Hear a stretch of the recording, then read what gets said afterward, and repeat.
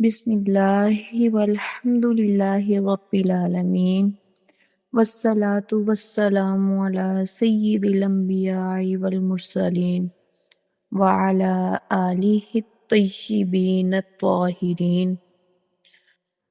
حضرت be be Fatima جو نبی رحمت مصطفیٰ صلی اللہ تعالیٰ علیہ وآلہ وسلم کے دل کا سکون تھی، جن کے لیے نبی کریم صلی اللہ تعالیٰ علیہ وآلہ وسلم فرمایا کرتے تھے کہ فاطمہ میرے جگر کا ٹکڑا ہے، جس نے انہیں اذیت دی اس نے مجھے اذیت دی۔ صحیح بخاری حدیث 3714۔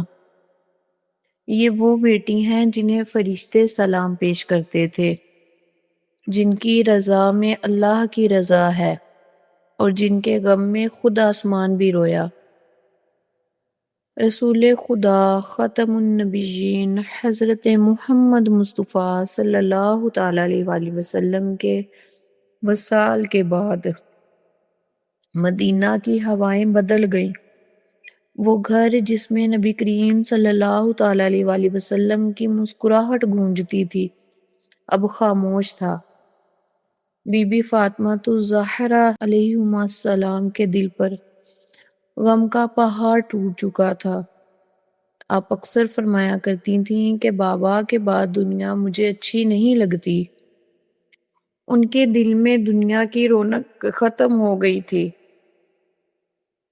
چہرے پر نور اب بھی تھا مگر آنکھوں میں غم کی نمی بس گئی تھی۔ ایک دن بی بی فاطمہ الزہرا نے اپنی خادمہ اور رازدار حضرت اسماء بنت امیس رضی اللہ تعالیٰ عنہا کو بلایا اور فرمایا کہ اسماء میرا وقت قریب ہے، میں آج غسل کر کے پاک لباس پہن لوں گی۔ جب میں تمہیں نہ پکاروں تو سمجھ جانا کہ فاطمہ اب اپنی آخری نیند سو چکی ہے۔ بی بی فاطمہ علیہ السلام نے وضو کیا، اپنا لباس دھویا، نیا جوڑا پہنا، کمرے کو خوشبو سے معطر کیا اور قبلہ رخ لیٹ گئی۔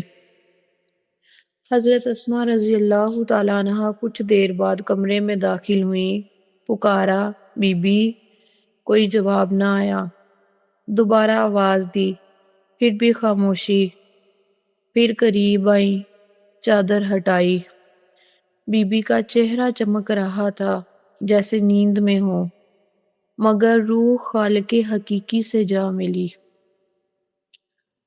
حضرت اسماء بنت امیس رضی اللہ تعالیٰ عنہا نے فوراً مولا علی علیہ السلام کو اطلاع دی۔ جب مولا علی علیہ السلام پہنچے تو ان کی آنکھوں میں آنسو تھے، دل غم سے لرز رہا تھا۔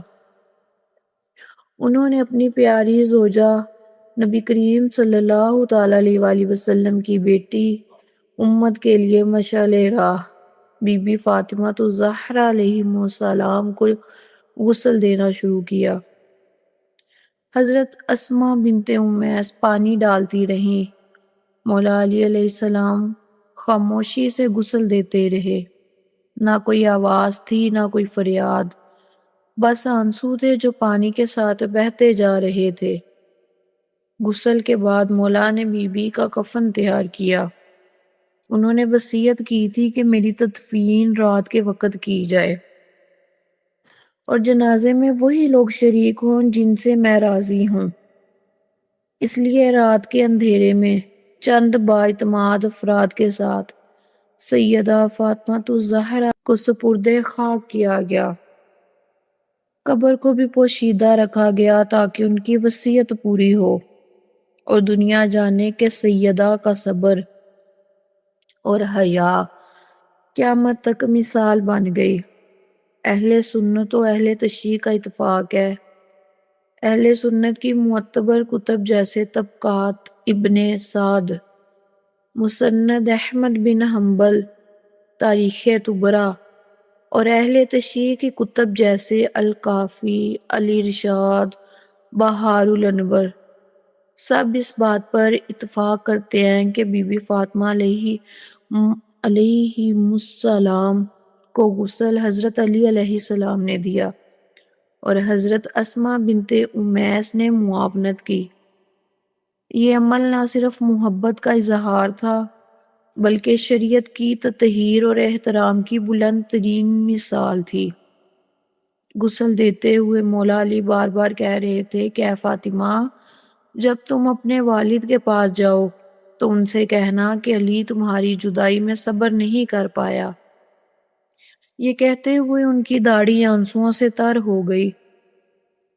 یہ وہ منظر تھا جسے دیکھ کر فرشتے بھی روئے اور آسمان خاموش ہو گیا۔ سیدہ دنیا سے چلی گئیں مگر اپنے کردار، حیا، علم اور عبادت سے قیامت تک کے لیے ایک مثال چھوڑ گئیں۔ نبی کریم خاتم النبیین صلی اللہ تعالیٰ علیہ وآلہ وسلم نے فرمایا کہ فاطمہ جنت کی عورتوں کی سردار ہیں، اور وہ واقعی جنت کی سردار بن گئی۔ ایسے سردار جس کے صبر کو دیکھ کر فرشتے بھی جھک جاتے ہیں۔ تو دعا کے ساتھ میں اس دعا کے ساتھ اختتام کرتی ہوں کہ اے اللہ، ہم تجھ سے بی بی کے صدقے میں دعا کرتے ہیں جس کی رضا تیری رضا ہے اور جس کا غم تیرے پیارے دوست، تیرے پیارے محبوب، تیرے پیارے نبی خاتم النبیین صلی اللہ تعالیٰ علیہ وآلہ وسلم کا غم تھا۔ اے اللہ، ہمیں سیدہ کی حیا عطا فرما، ان کا صبر، ان کی پاکیزگی، ان کی عبادت اور ان کی عاجزی نصیب فرما۔